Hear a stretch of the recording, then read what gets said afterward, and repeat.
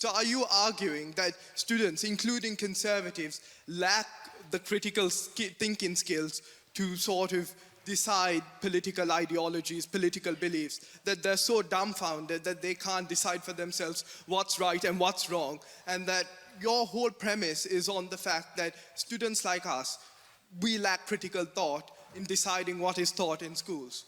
Again, I'm not using Cambridge as the school that I think of, but in America, we have millions of people that go to these massive state schools that have humanities departments that are not reading the great books, that do not have a tutoring system, that are unfortunately laced with the most anti-Western thought imaginable. I don't really quite following what one thing has to do with the other, why 3,000 chapters has something to do with your indictment. Maybe you can clarify, but I think we're out of time. You can clarify, but then we'll move on. In general, colleges should be a place that lift you up to what is good, true, and beautiful. To study the great things that have been, to develop your soul and develop your character. Character in Greek literally means like tattoo, to etched within you.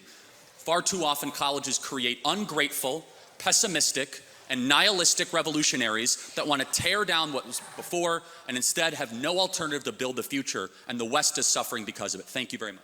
Thank you. I disagree, but thank you very much. Thank you.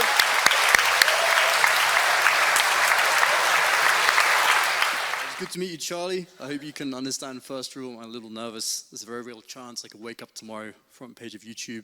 Charlie Kirk owns man bun idiot with facts and logic. So destroys. Yeah, destroys. Okay, so my question is, I agree that stable monogamous relationships often produce the best outcomes for society, but if that structure really works for everyone, why do we consistently see societies, once they become safer and more prosperous, move away from traditional monogamy?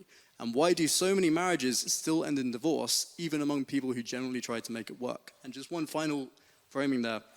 If you believe in free markets because they are decentralized and they adapt to reality without top-down control, and given the individual ability to form healthy long-term pair bonds very significantly with factors like genetics and ecologically calibrated attachment styles, why do you reject top-down control in economics, but not extend that same rejection to human behavior in terms of marriage? Okay, so the first one, the second law of thermodynamics answers your question, is that it's the law of decay. Societies tend to decay against the roots that created them.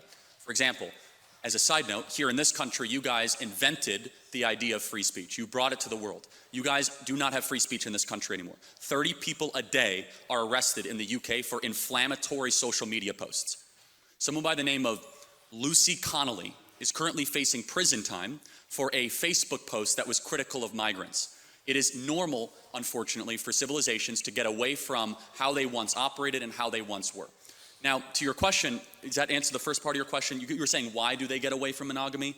I want to make sure I'm answering your question. I would say I don't feel that that's a full answer. Okay, so you're asking why do they get away from what works?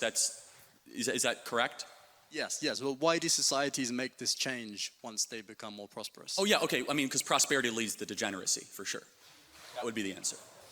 And so once you are prosperous, you tend to no longer have the moral guardrails or the limitations. Let's just say you no longer have delayed gratification because you have instant gratification, because you have a surplus of goods, and then you have a decline of a transcendent moral order.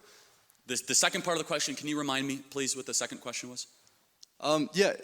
About markets? Yeah. Oh yeah, okay. Well, for example, I believe in intervention in markets if there is something that is improper morally. So for example, I do not believe that you should be able to scam your neighbor or have misleading advertising, because I believe in a transcendent moral standard, and the same goes for my personal views on marriage.